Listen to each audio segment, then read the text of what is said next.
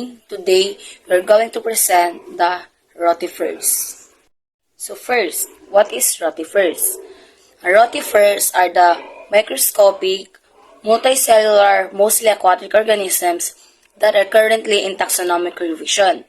The group is characterized by the rotation, ciliated, wheel-like structure, the corona on their head. Yung baling style nila is parang yung sa bayabas. Pero yung rotifers is yung circle sa bayabas, ba circle yon. Sa rotifers naman is parang oblong sila na may corona. Okay, so the rotifera or rotifers, also known as wheel animalcules.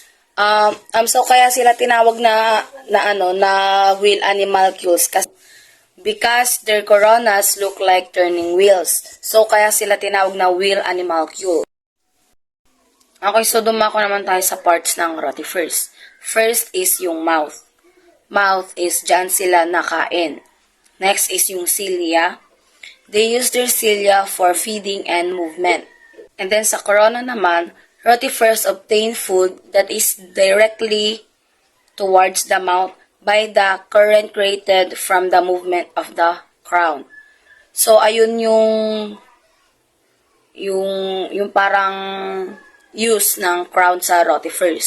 And then sa cerebral ganglion naman is parang ito na yung pinaka-brain ng rotifers. And then sa eye spot naman ng rotifers is parang ito yung nag-absorb ng light.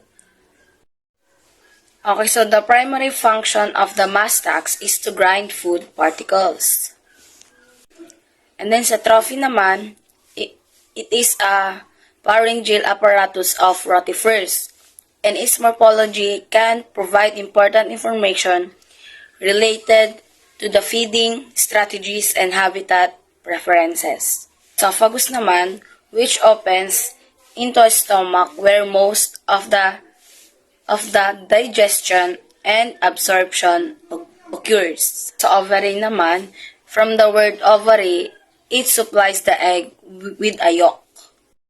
Okay, so next part naman is the pseudocoel, serves as a sort of circulatory system and provides space for a complete digestive tract and organs.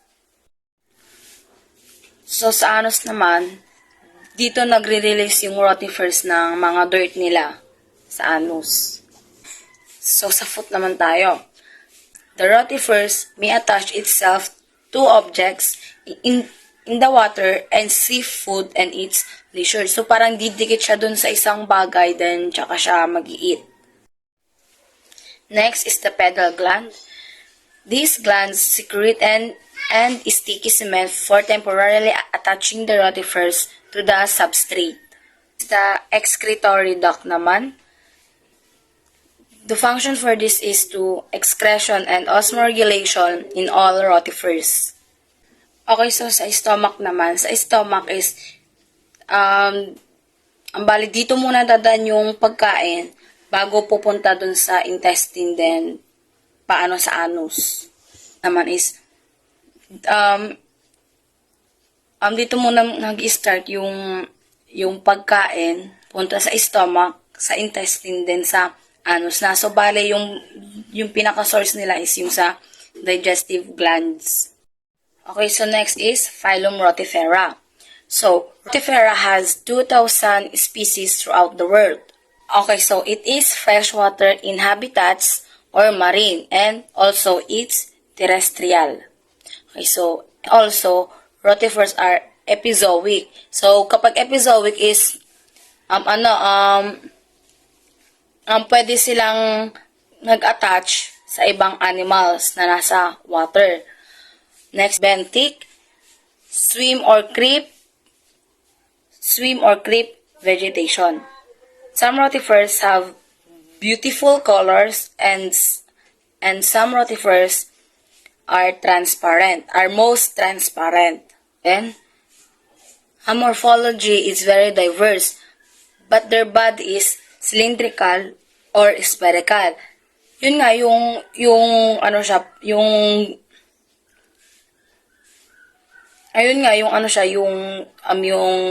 pahaba siya na may corona. Floaters, globular or sac-like. Kapag globular siya is para siyang globe or yung style niya is globule.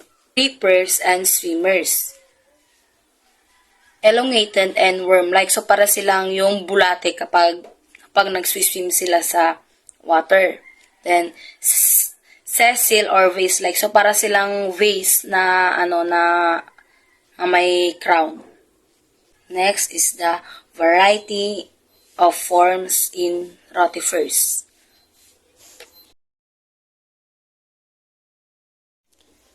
Next is the morphology of rotifera. Head, bears, and ciliated like corona. So, ayun nga yung parang may crown sila sa bandang head.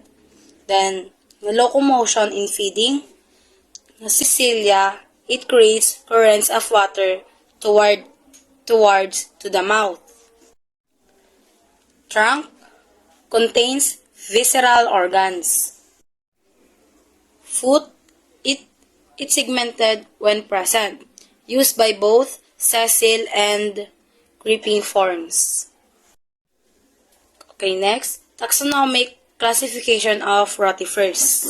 Domain, it's Eukaryota, kingdom, Animalia, subkingdom, Eumetazoa, clade, Parahoxozoa, Bilateria,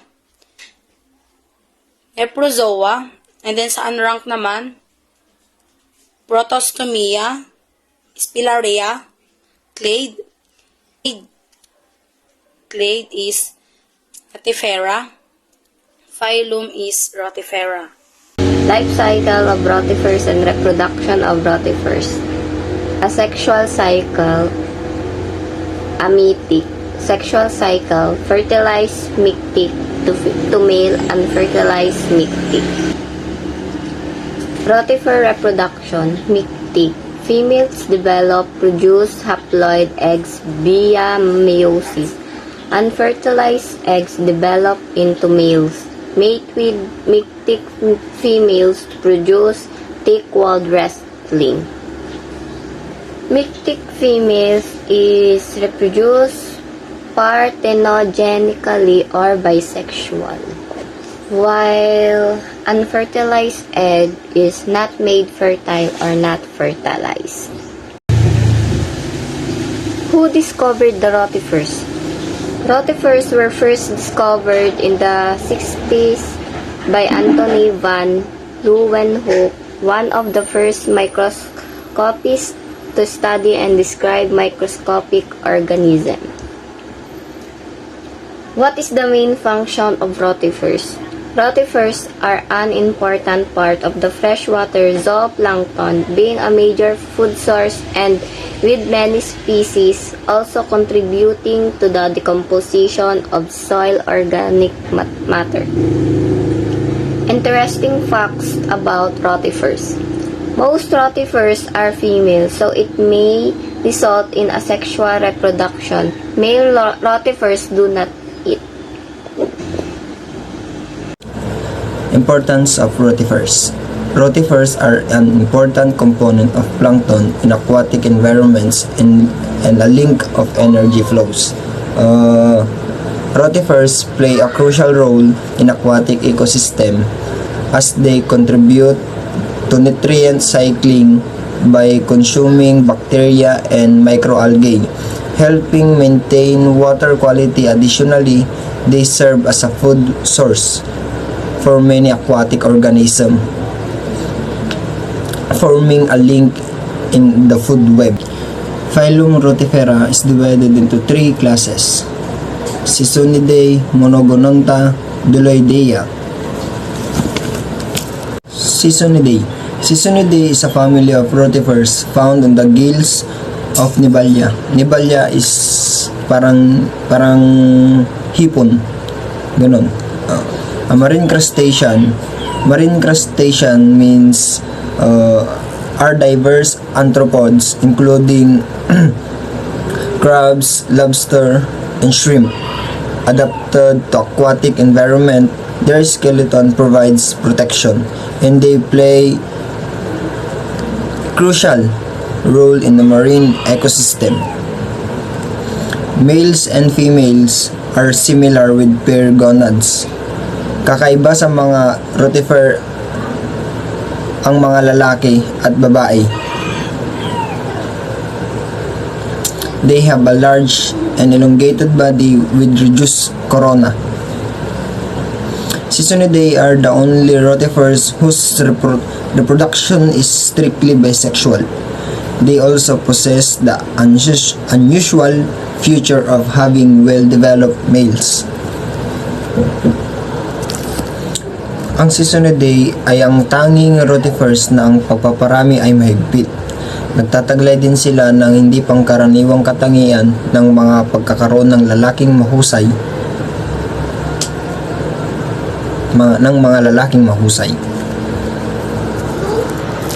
Taxonomic classification of Sisonidae.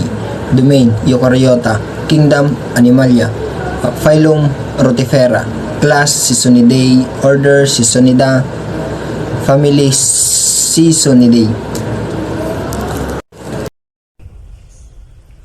Ang mga Bedouins Rotifers ay may hindi kapaniwalang kakayahang makaligtas sa kapaligiran na walang tubig sa pamamagitan ng pagpasok sa isang estado ng dormancy na mangyayari sa mga kaso ng matinding pagkatuyo. Ang mga Bedouin ay nagpaparami ng pamamagitan ng isang uri ng asexual reproductive na tinatawag na partigo. Ang kanilang pinakamalapit na kamag-anak ng Bedouinidae ay nasa class ng Monogonta na karamihan ng dumarami ay pamamagitan ng apoptotic partiginosis na may paminsan-minsang isang herociation. Iskilaan ang cycle. Ang mga Bedouins ay pinapaniwalang magmula sa isang pardigonitic na babaeng monogonta na mawala ng kakayahang pumasok sa isang asexual cycle. Taxonomic classification of Bedouinidae. Domain, Eukaryota. Kingdom, Animalia.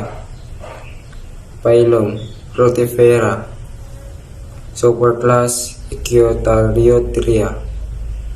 Class, Bedouinidae. Meron po tayong example dito ng Phylodina and Roteria. Ito pong picture na ito.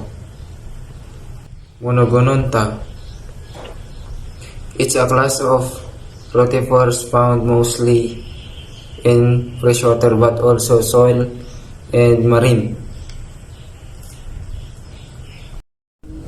Ang ibig sabihin ng monogononta ay isang klase ng rotifers kadalasang matatagpuan sa tubig tabang o freshwater. Ngunit gayon din sa mga karamihan sa lupa at dagat. Kasamaan sa mga ito ang parehong free swimming at sissil. From ang mga monogonta sa pagkalahatan ay may mababang corona at may bawat individual ay may isang gunod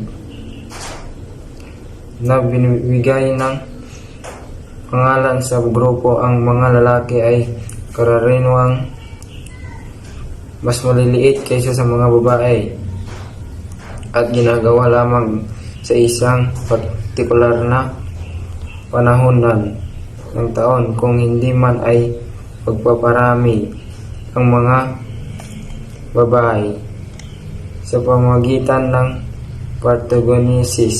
Classification of Monogononta. Domain, Eukaryota. Kingdom, Animalia. Phylum, Rotifera. Superclass, Eukaryoteria. Class, Bedouinidae. Culturing rotifers at heart is fairly easy to do. Rotifers are a great food source for young catfish larvae or some feeding. Nutrition. Ironically, for the rotivorous organism itself provides very little nutrition value to the animals that eat them. Example of zooplankton, Brachus calabrus, planktonic rotivorous species occurring in the fresh water. It is commonly used as a model organism in toxicology, ecology, and evolution. Biology. Its advantage includes the small size and short generation time. Advantage generation time of big calabrus. It is around 2.2 days. Let's now have Keratella cochlearis. The planktonic animal occurs worldwide in freshwater and marine habitats.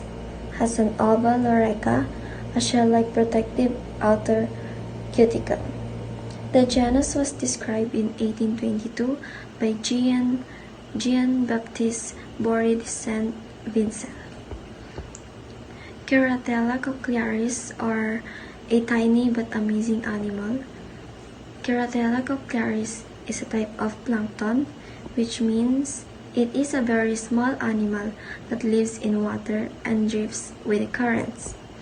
Keratella cochlearis has a special feature. It has a hard shell called lorica, which protects it from predators and other dangers. The lorica is oval-shaped and has different patterns and colors depending on the species. The lorica also has spines that help the animal move and sense its surroundings. Keratella cochlearis belongs to a group of plankton called rotifers, which have a wheel-like organ on their head that helps them filter food and water.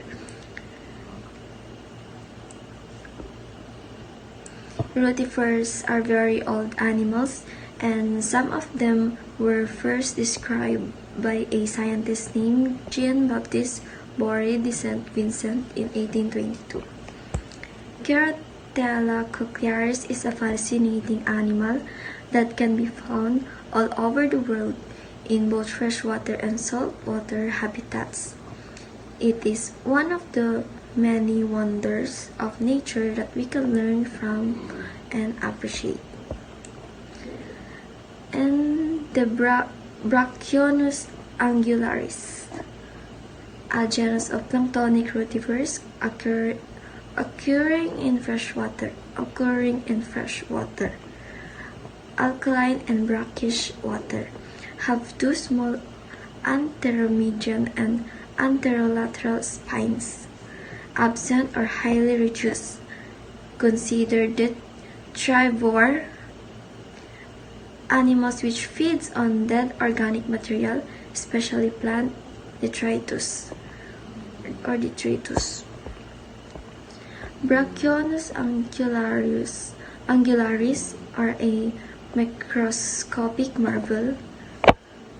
Brachionus angularis can be found in different types of water, such as freshwater, alkaline water, and brackish water.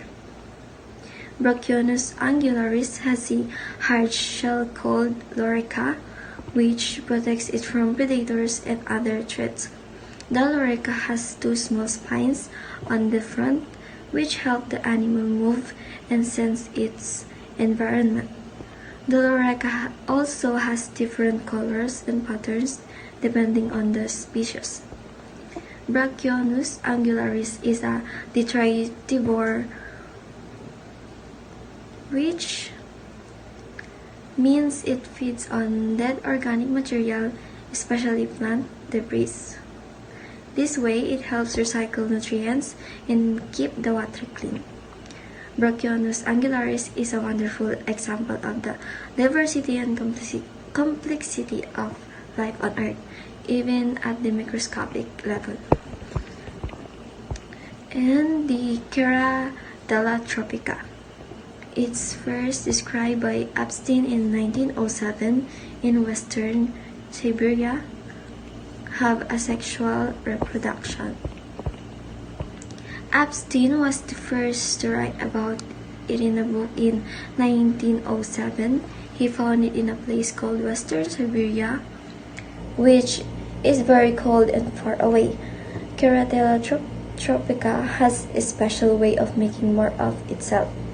It does not need another Keratella tropica to do that. It can make a copy of itself without a partner. This is called asexual reproduction. The slide also shows a picture of what Keratella tropica looks like. It has a hard shell and many hairs. It is very tiny, so you need a microscope to see it. So, for the summary of the rotifers or rotifera. Rotifers are animals which occur in every type of aquatic environment, both marine and freshwater. They dwell also in moist soil. They owe their wide distribution to rapid reproduction due to their high abundances. They play an important role in freshwater ecosystems. So in summary, these very small animals that live in water or wet soil called rotifers, they can live in many different places like the ocean or a pond. They make more of themselves very fast. There are a lot of them in the water. They are important for the water because they help keep it healthy and balanced. Let's now move on to the second presentation, which is the seabirds. What are seabirds? Certainly, seabirds are birds that are adapted to life within the marine environment. They spend most of their lives far out at sea and only come to land to breed, typically on islands or in coastal zones. They are characterized as pelagic, meaning they roam far from the shore. Examples of seabirds include penguins, albatrosses, petrels, pelicans, cormorants, gulls, and terns. Okay, seabird diversity. There are 27 orders of birds with a total of 10,000 species. There are examples of different orders like penguins that belong to Spinaciform, albatrosses that belong to Procellariforms, pelicans that belong to Pelicaniforms, and gulls that belong to Caradriforms. So what are the physical features of seabird? The image shows how seabirds have adapted their physical features to survive in their environment. One of the most important features is their plumage, or feathers, which helps them camouflage from predators and prey. Camouflage is the ability to blend in with the surroundings and avoid being detected. Seabirds have a special type of camouflage called countershading. This means that their feathers have different colors on the top and bottom sides. The top side is usually dark, while the bottom side is light. This coloration helps seabirds hide in two ways. First, when they are flying in the sky, their dark upper parts match the color of the ocean below them. This makes them harder to see by predators that are looking up from the water, such as sharks or seals. Second, when they are resting or diving in the water, their light underparts match the color of the sky above them. This makes them harder to see by predators that are looking down from the air, such as eagles or falcons. Feathers have waterproofing, help with insulation, and some for buoyancy. Example of this is to prevent liquids from entering a structure. Flexible web for great swimming and gain speed when taking of water. Also some with strong claws to catch fish. So, ayun nga po, pag halimbawa po sa pupukan, yung mga ibon ngay na Pupunta siya dun sa pupukan para gagamitin nila yung paan nila para makakuha sila ng isda. Seabirds osmoregulation. Nitrogenous waste, uric acid. Nitrogenous waste refers to waste compound that contain nitrogen and are produced as byproducts of metabolism in living organism. Effective din siya in kidneys. Salt gland. Extract salt from food and water. Excrete through birds' nostril. Salt gland is a specialized organ found in certain marine animals such as seabirds like pelican and gulls, and marine reptiles like sea turtles. Pelagic seabirds, months to years at sea. Pag sinabing pelagic seabirds, are birds that spend the majority of their lives in the open oceans, often far from land.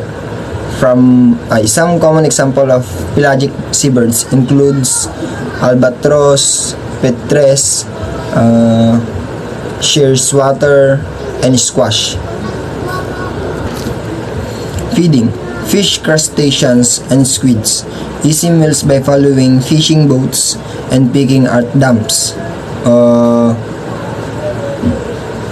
Ibig sabihin nun is madaling pagkain sa pamamagitan ng pagsunod sa mga bangka or mangingisda at pagpili sa mga tambalan o basura o tambakan.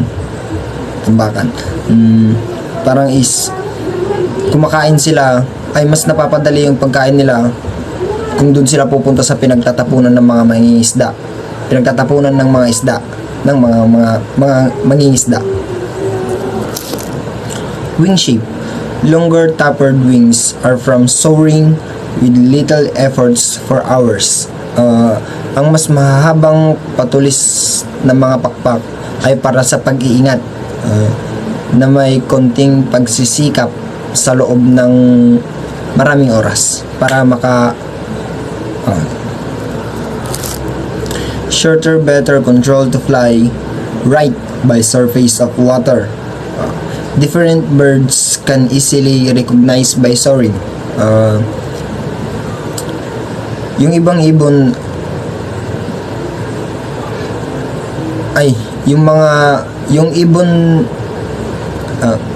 yung ibang ibon ay madaling makikilala sa pamamagitan ng salimbay. Salimbay is parang paglipad. Ganon. Breeding